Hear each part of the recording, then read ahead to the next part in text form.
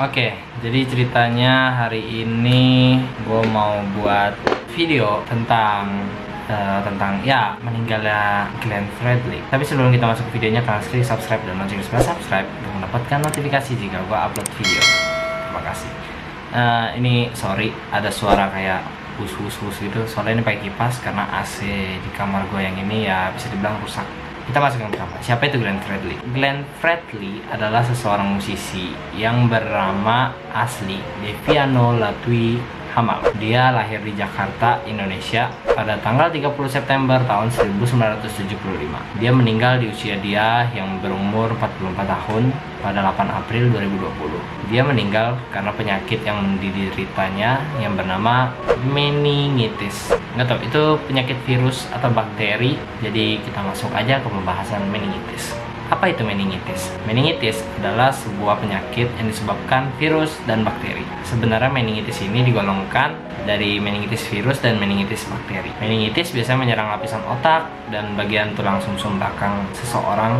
Penyakit ini juga nggak menyerang orang-orang dewasa doang, tapi dia juga menyerang balita yang di umurnya di bawah 5 tahun lah. Ya bisa dibilang 2 tahun gitu-gitu. Kita masuk ke penyebab meningitis. Meningitis disebabkan oleh virus dan bakteri yang menyerang pada selaput otak seseorang. Meningitis sendiri juga disebabkan oleh beberapa faktor. Yang pertama, faktor bakteri yang masuk ke dalam tubuh. Yang kedua, ada faktor virus. Faktor virus ini biasanya jika terkena faktor virus masih bisa sembuh.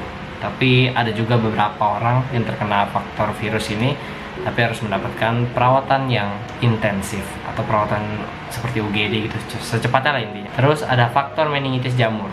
Biasanya disebabkan oleh kotoran hewan yang menempel-nempel di debu, yang terakhir debu itu terkontaminasi oleh kotoran tersebut dan kalian menghirup debu tersebut hingga akhirnya bakteri itu maksudnya nggak bakteri sih, maksudnya hingga akhirnya jamur itu bisa masuk dan menyerang otak kalian. Nggak otak sih, ya selaput otak sama is otak dan tulang sumsum belakang kalian. Biasanya hewan-hewan seperti kelelawar yang menghasilkan kotoran tersebut. Kan kelelawar lagi, corona dari kelelawar. Faktor meningitis parasit. Faktor ini biasanya disebabkan dari makanan yang kurang bersih seperti makanan seafood. Faktor munculnya meningitis juga berasal dari faktor usia, faktor kehamilan, dan lingkungan. Kalau lingkungan kita kotor, kemungkinan besar kita bisa terjangkit atau terinfeksi virus tersebut. Dan kalau faktor usia itu biasanya yang muncul pada umur 5 tahun itu meningitis virus, dan yang muncul di 20 tahun ke atas atau orang-orang dewasa dan remaja biasanya meningitis bakteri yang lebih berbahaya dari virus. Kita masuk ke gejala meningitis. Gejala-gejala ini biasanya terjadi pada orang-orang yang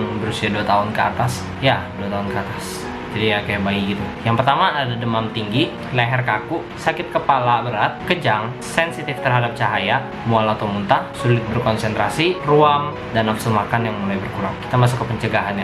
Untuk mencegahnya, meningitis ini dibagi menjadi 2. Ada yang umum dan vaksin, tapi yang vaksin gua kurang ngerti. Vaksinnya ada bahasa-bahasa kedokteran. Nah, pencegahan yang akan gua kasih tahu ini pencegahan secara umum karena pencegahannya hampir mirip dengan pencegahan untuk menyebarkan virus corona. Yang pertama itu cuci tangan setelah beraktivitas. Yang kedua, jaga jarak dengan orang yang terinfeksi. Yang ketiga, menggunakan masker jika sakit. Yang keempat, rutin berolahraga. Yang kelima, jangan berbagi makanan ke orang yang mengidap tersebut. Yang keenam, makan makanannya sehat. Yang ketujuh, banyak istirahat. Yang kedelapan, menghindari asap rokok. Gue kurang tahu sih kenapa menghindari asap rokok biar meningitis enggak ini. Mungkin takut meningitisnya ke paru-paru kali ya. Nah, penularannya itu hampir semua virus dan bakteri itu sama cara penularannya. Karena bakteri atau virus itu biasanya berterbangan di udara dan kita tidak sengaja untuk menghirupnya. Karena kita kan bernafas, jadi ya menghirup itu pasti. Yang pertama itu dari batuk.